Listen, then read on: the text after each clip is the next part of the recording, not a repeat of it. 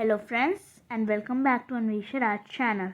आज हम लोग पढ़ेंगे पदबंध। ठीक है, अगर हम इसको तोड़ते हैं तो क्या होता है, पद प्लस बंध। ठीक है, पहले हम शब्द और पद को समझते हैं। ठीक है, जैसे अगर हम कमल लिखते हैं तो कमल क्या है, स्वतंत्र रूप से है। ठीक है, कहीं भी लिखा हो तो ये क्या हो गया, एक शब्द हो गया। ठीक है ना, अगर हम इसको वाक्य में लिखते हैं कि तालाब में कमल खिले हैं तो ये क्या हो गया ना, ये पद बन गया। कमल क्या हो गया, पद बन गया। तालाब मतलब अगर इसको हम सेंटेंस के रूप में लिखेंगे तो ये क्या बन गया, पद बन गया। ठीक है, इसीलिए पद में मैंने लिखा है कि वाक्य में प्रयुक्त शब्दों को पद कहते हैं।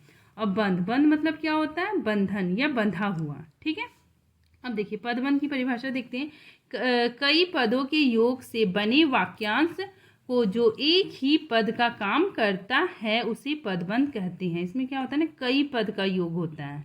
ठीक है ना, कई पदों के योग से बने वाक्यांश जो एक ही पद का काम करता है उसे पदबंध कहते हैं। ठीक है ना, पदबंध को वाक्यांश भी कहा जाता है। ठीक है, दूसरे शब्दों में देखिए इसकी परिभाषा, जब एक से अधिक पद मिलकर एक व्याकरणिक इकाई का काम करते हैं तब उस बंधी हुई इकाई को पदबंध कहते हैं। ठीक है, जैसे एग्जाम्पल देखिए, अयोध्या नरेश के पुत्र राम ने रावण को मारा था। ठीक है ना, तो यहाँ पे अगर सिंपली देखा जाए तो क्या है कि राम ने रावण को मारा था। ठीक है ना, लेकिन ये क्या किया ना, इसको ऐसे मतलब इतना बढ़ा दिया गया है। ठीक है, इसीलिए तो ये बढ़ा के क्या हो गया, ये पदबंध बन गया।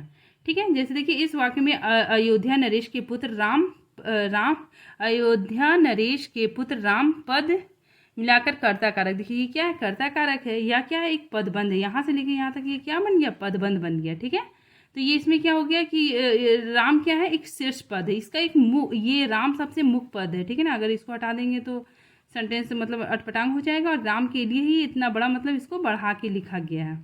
ठीक है, इसीलिए यहाँ पे लिखा है कि पदबंध में एक शीर्ष पद कहलाता है जिस पर अन्य पद आधारित होता है। ठीक है, जैसे अयोध्या नरेश के पुत्र राम में राम क्या है, शीर्ष पद है। ठीक है ना, राम क्या है, शीर्ष पद है यानी असली पद है। और अयोध्या नरेश के पुत्र राम ये सब क्या है, ये राम पे आश्रित है। ठीक है, अब देखिए पदबंध के भेद देखते हैं। ठीक है ना, कितने होते हैं, ये 5 होते हैं। कौन कौन होते हैं, संज्ञा पदबंध, सर्वनाम पदबंध, विशेषण पदबंध, क्रिया पदबंध और क्रिया विशेषण पदबंध या अव्यय पदबंध भी इसको बोला जाता है। ठीक है, चलिए अब इसमें ध्यान रखने योग्य बात क्या क्या है कि पदबंध वाक्य का एक अंश होता है। ये वाक्य का एक अंश होता है। ठीक है ना, इसे पूरा वाक्य समझने की भूल नहीं करनी चाहिए। ठीक, नंबर दूसरा है कि पदबंध में एक से अधिक पदों का समावेश होता है। इसी कारण यह क्या होता है, पदबंध होता है, मतलब एक से अधिक पदों का समावेश होता है। ठीक है ना, इसीलिए इसको पदबंध कहा जाता है। ठीक है, ये पद आपस में इस तरह से जुड़े होते हैं कि एक इकाई का रूप धारण कर लेते हैं। ये क्या होता है, एक इकाई का रूप धारण कर लेते हैं। ठीक है, हर पदबंध में एक मुख्य पद होता है और बाकी पद उस पर आधारित होते हैं। जैसे मैंने बताया ना कि राम क्या है, मुख्य पद है और बाकी वो सब क्या है, अयोध्या नरेश के पुत्र वो क्या हो गया, आश्रित पद हो गया। ठीक है ना, इसीलिए मैंने लिखा है जैसे अयोध्या नरेश के पुत्र राम में राम मुख्य पद है और अयोध्या नरेश के पुत्र आश्रित पद है। ठीक है, चलिए अब हम लोग देखते हैं संज्ञा पदबंध। संज्ञा पदबंध क्या होता है कि जब एक से अधिक पद मिलकर संज्ञा का काम करें। ठीक है, संज्ञा का काम करे तो उसे क्या कहते हैं, संज्ञा पदबंध कहते हैं। ठीक है, और ऐसे भी समझ सकते हैं कि जब कोई पदबंध वाक्य में संज्ञा पद का कार्य करे तो उसे क्या होता है, संज्ञा पदबंध। ठीक है, और इसमें भी क्या होता है, संज्ञा पदबंध में एक मुख्य होता है, शीर्ष पद होता है और अन्य सभी उसमें आश्रित होता है। ठीक है, देखिए एग्जाम्पल देखिए तो ये आपको समझ में आएगा। जैसे देखिए भारत के प्रधानमंत्री मोदी एक अच्छे इंसान हैं। ठीक है, एग्जाम में ऐसे क्वेश्चन आता है, यहाँ पे अंडरलाइन किया हुआ भी आता है। ठीक है ना, तो पहले देखिए अंडरलाइन किया वाला हम लोग क्या देखेंगे, सबसे लास्ट वाला वर्ड देखते हैं। ठीक है, तो मोदी क्या है, व्याकरणिक दृष्टि से मोदी क्या है, ये संज्ञा है, तो ये क्या हो गया, संज्ञा पदबंध। ये क्या हो गया, संज्ञा पदबंध। इसमें ये क्या है कि मुख्य पद है, बाकी ये क्या है, आश्रित पद है। ठीक है, और इसमें क्या होता है, एक से अधिक पदबंध है। ठीक है, नेक्स्ट हम लोग देखते हैं, दीनों पर कृपा करने वाले कृष्ण ने नगर में प्रवेश किया। तो कृष्ण क्या है, ये कृष्ण क्या है, संज्ञा है। ठीक है ना, तो ये क्या हो गया, संज्ञा पदबंध। ठीक है, ये क्या हो गया, संज्ञा पदबंध। नेक्स्ट हम लोग देखते हैं सर्वनाम पदबंध। इसमें क्या होता है, जब एक से अधिक पद एक साथ जोड़कर सर्वनाम, इसमें क्या आ गया, इसमें संज्ञा था, इसमें सर्वनाम आ गया, सर्वनाम का कार्य करे तो उसे सर्वनाम पदबंध कहते हैं। ठीक है, इसमें क्या होता है, इसके शीर्ष में सर्वनाम पद होते हैं और अन्य सभी पद उस पर आश्रित होते हैं। ठीक है, जैसे देखिए ऐसे हमेशा शोर करने वाला वह आज शांत है। ठीक है, तो देखिए इसमें ऐसे क्वेश्चन आता है एग्जाम में और ये अंडरलाइन किया हो रहता है। ठीक है, तो वह में अंडरलाइन किया हो, सबसे लास्ट वाला लेटर हम लोग देखेंगे। तो वह क्या है, सर्वनाम है। ठीक है, तो ये वह क्या है, सर्वनाम है, और ये क्या शीर्ष पद है, ये मुख्य पद है, और ये क्या है, इस पे आश्रित, ये सारे पद इस पे आश्रित है, तो ये क्या हो जाएगा, सर्वनाम पद बन। नेक्स्ट हम लोग देखते हैं, शेर की तरह दहाड़ने वाले तुम काँप क्यों रहे हो, तो तुम क्या हो गया, सर्वनाम पद बन।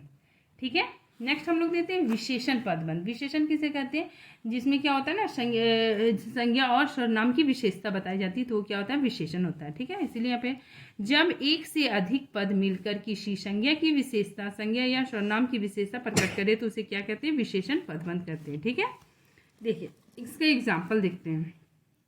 लाल बालों वाला एक सिपाही चला आ रहा है, तो यहाँ पे देखिए, सबसे पहले यहाँ पे देखिए ये सिपाही क्या संज्ञा है।